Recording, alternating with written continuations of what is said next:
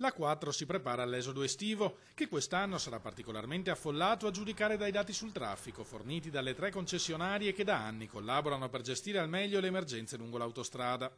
I passaggi di veicoli sono tornati ai livelli pre-crisi, superando per la prima volta il record storico del 2007. La collaborazione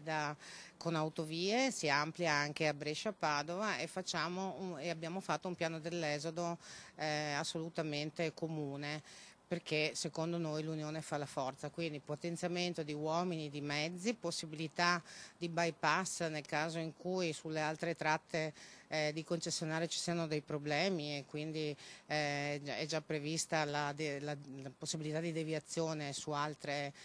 tratte. Tra le misure previste da CAV nei giorni da bollino nero, presidi fissi con cariattrezzi pronti a intervenire in tempi brevi per la rimozione di auto o camion incidentati o in avaria. Personale incaricato di predisporre nel minor tempo possibile le deviazioni eventualmente necessarie tra passante e tangenziale di Mestre tra la 4 e la 27, un servizio di segnalazione code con base ai caselli di Spinea e Preganziol, un presidio sanitario con ambulanza presso l'area di servizio di Arino. La società concederà inoltre in comodato 8 nuovi mezzi alla polizia stradale impegnata in alcune attività straordinarie. Metteremo delle pattuglie, stiamo già facendo questo servizio durante i pomeriggi e durante le sere, perché ci siamo resi conto che le zone, le aree di servizio possono essere dei luoghi in cui le persone possono essere derubate e per cominciare una vacanza in questa maniera non è una cosa buona per nessuno. È inoltre scaricabile online la nuova app Info Viaggiando, che fornisce in tempo reale informazioni H24 su tutta la tratta da Brescia a Trieste.